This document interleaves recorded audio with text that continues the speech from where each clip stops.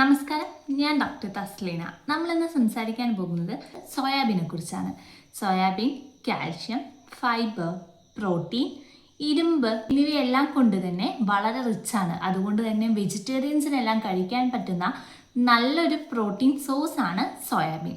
കൂടാതെ നന്നായിട്ട് പ്രോട്ടീൻ അടങ്ങിയിരിക്കുന്നത് കൊണ്ട് തന്നെ മസിലിൻ്റെ വളർച്ചയ്ക്കും ഉന്മേഷത്തിനുമെല്ലാം സോയാബീൻ ഗുണം ചെയ്യും. നന്നായിട്ട് ഫൈബർ അടങ്ങിയിരിക്കുന്നത് കൊണ്ട് തന്നെ മലബന്ധം തടയാൻ സഹായിക്കും. കൂടാതെ പ്രമേഹ രോഗികൾക്കും ഫൈബർ അടങ്ങിയതിനാൽ തന്നെ സോയാബീൻ ഗുണപ്രദമാണ്. സോയാബീനിൽ അടങ്ങിയിരിക്കുന്ന ഐസോഫ്ലേവൻസ് എന്നൊരു ഫൈറ്റോ ഈസ്ട്രജൻ ആർത്തവ വിരാമ സമയത്ത് സ്ത്രീകൾക്കുണ്ടാകുന്ന ഹോട്ട് ഫ്ലഷസ് പോലുള്ള ബുദ്ധിമുട്ടുകൾ കുറയ്ക്കാൻ സഹായിക്കും.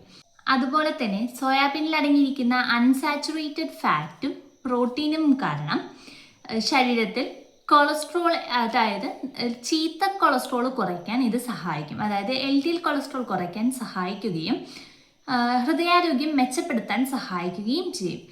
പ്രോട്ടീനും ഫൈബറും കൂടുതൽ അടങ്ങിയിരിക്കുന്നതിനാൽ തന്നെ ഭക്ഷണത്തിലൂടെ ഇത് കഴിച്ചു കഴിഞ്ഞാൽ ഒരുപാട് നേരം വയറ് നിറഞ്ഞിരിക്കുന്നതായിട്ട് തോന്നുകയും അതിൻ്റെ ഫലമായിട്ട് ശരീരഭാരം കുറയ്ക്കാൻ സഹായിക്കുകയും ചെയ്യും.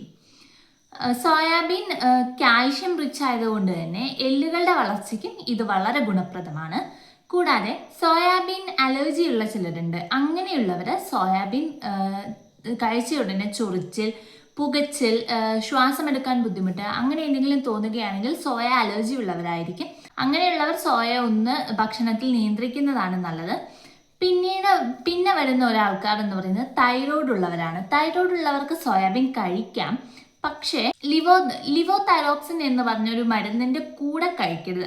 ഇത് ഒരുമിച്ച് കഴിച്ചു കഴിഞ്ഞാൽ ഈ മരുന്നിൻ്റെ അബ്സോർപ്ഷൻ ശരീരത്തിൽ കുറയാൻ സാധ്യതയുണ്ട്. അതുകൊണ്ട് തന്നെ മരുന്ന് കഴിച്ച് കുറച്ചധികം നേരത്തിന് ശേഷം മാത്രം സോയാബീൻ കഴിക്കാൻ ശ്രദ്ധിക്കുക തൈറോയ്ഡ് പേഷ്യൻസ്.